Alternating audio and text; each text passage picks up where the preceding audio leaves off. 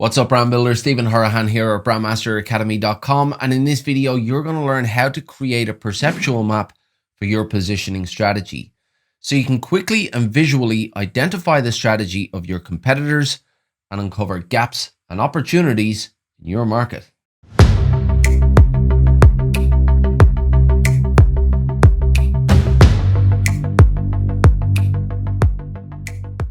Now, if you're new to the channel and you want to build brands that go beyond the logo and the visuals using strategy, psychology, and creative thinking, then you're in the right place. Hit that subscribe button and the notification bell.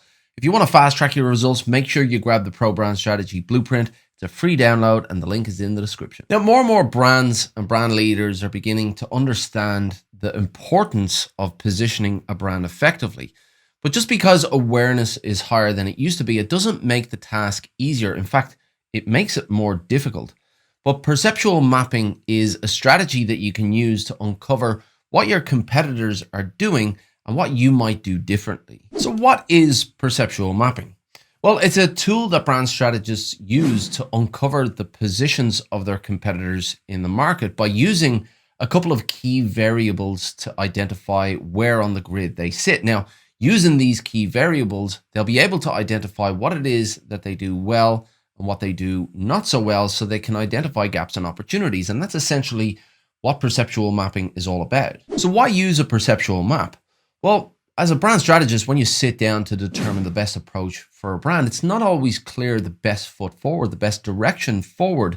And it's not until you really understand your competitors and what they're doing well and what they're not doing well, can you really define the best approach for your brand. So it's really about understanding your competitors, using those variables that I mentioned before, where they sit on the scale, and then from that information, being able to determine where your brand might fit, where they might be able to create a position in the market that your competitors are not using. So let me give you a quick perceptual map example using fashion brands. Now, when it comes to fashion brands, two main key variables that the audience would use to make decisions about what they're going to buy would be quality and price. So these two variables can be used here on a perceptual map to determine where the competition in this category is sitting. Are they sitting towards the high end on price? Are they sitting towards the high end on quality?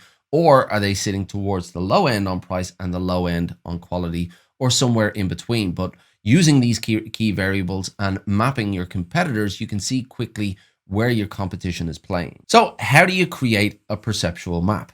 Well, it's pretty easy, and I'm going to give you a 3-step process that you can use. Step number 1, select your attributes.